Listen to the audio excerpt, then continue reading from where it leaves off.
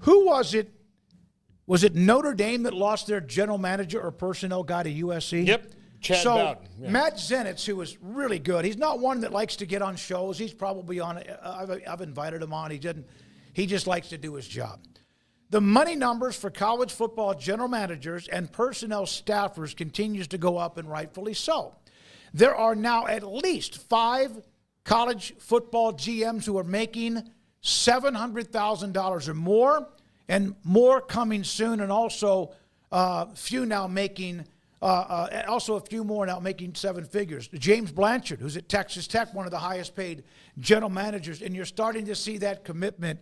What used to be an analyst job or used to be like a recruiting coordinator's job, now that's like in a separate category, and the money there, which was head coaching job money, right? Coordinator money. And now you have, what's the Penn State defensive coordinator knows, $3.3 million a year on average?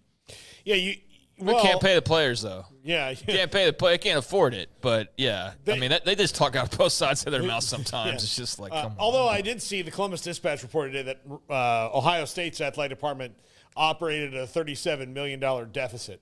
Well, they spend more than anybody. Yeah, so. I mean, they legitimately do spend more than – last I saw, they were like the highest spending. Texas was probably up there. A&M was up there. But I think Ohio State was like the top spending program. Yeah, but they need to create general manager positions, because as this gets more and more professionalized, coaches aren't going to be the ones who need to do the recruiting anymore. You know, like it's going to have to be more like professional sports, where a general manager goes and is the one who does this and who operates this. Part of the problem with the calendar is that the coaches have to do all this recruiting. Like, they need to figure out a way where they can take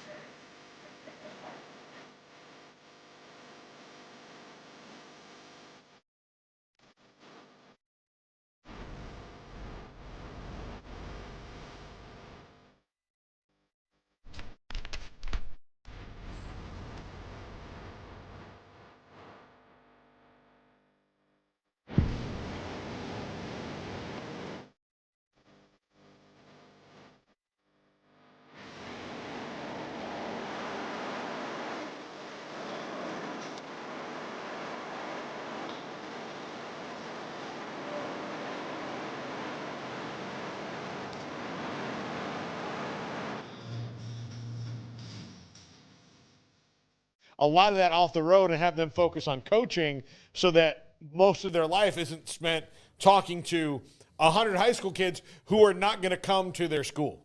Like, that's the thing I think is got to be painful about recruiting is you're going to go and talk to 100 kids every year, and like on and on and on and on and on, and then it's for nothing. It's for nothing. Like, I sat and talked to this little turd all this time, and he went to Boston College. Like, Yeah, but with the portal, man, you got to. I know, you got to do it, but swing back around. Again, and so, like, now you can't even move on from that kid that you wasted all this time with. You've got to go back and make sure that you're still cool in case he's like, oh, man, it's cold as shit up here. I got to leave. And so it's – I think they've got to take some of that off the burden of the coaches and allow them to coach and recruit in spots, as opposed to being, hey – you've got to go get, your quota's 10 players. Your quota's 10, whatever it is. Go get these guys. I don't know how they keep up with it, but they do. Yeah. I'm just interested whatever. Who the first one that's like a high-profile firing, like a regular NFL GM. Like, hey, Howie Roseman's out in Philadelphia or whatever. Like, who's going to be James Blanchard's out in Lubbock? News for me. I mean, nothing against. What's not happening, Paul? Yeah, So, he's just so good at his job. Why would you fire the best general manager building a roster the way he does? He's just using that as an example. I kind of hope he throws coffee in Jeff Lurie's face in a fit of rage. I don't know. Like, that's the best you can hope for if you're an NFT's fan. Lurie would go over to the Super Bowl trophies. He got one. Yeah. And say, it'll be okay. We can wipe that off. It's no big deal. Yeah, I'm not rooting for the firings, but that's where we're clearly headed, is you're going to start seeing those guys talked about in a similar vein, because everything's becoming more NFL-ish. Every aspect of it.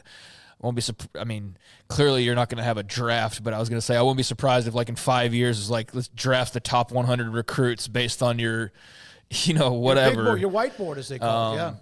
I mean, we're not going to get there. Obviously, recruiting's never going to not be a shell of what it is now. But yeah, I mean, I guess GMs are now a thing that we'll be paying more attention to, and I just wonder how notable or high profile it does get to where are we talking about these guys like we're talking about Howie Roseman or Jerry Jones or people like that. I'm fine with it to an extent, but it's kind of like the booster thing where I don't know how comfortable I am in entering like the discussion about those folks as much as just like the coaches and the players. You know what I mean? Like in the NFL, it makes sense because those guys are big decision makers, but how much are we now talking about those names compared to the head coach's name or compared to did Ryan Day make the decision or did fill in the blank GM make the decision on the quarterback? And then, so there's going to be those elements that we didn't really have before that are now going to be more present than ever before. But they don't have enough money to pay the players. And that money is only going to continue to go up. By the way, Baylor Director of Athletics, Mac Rhodes, expected to be here in studio with us on Wednesday, where we'll have a lot of discussion, and he was on the college football playoff committee too.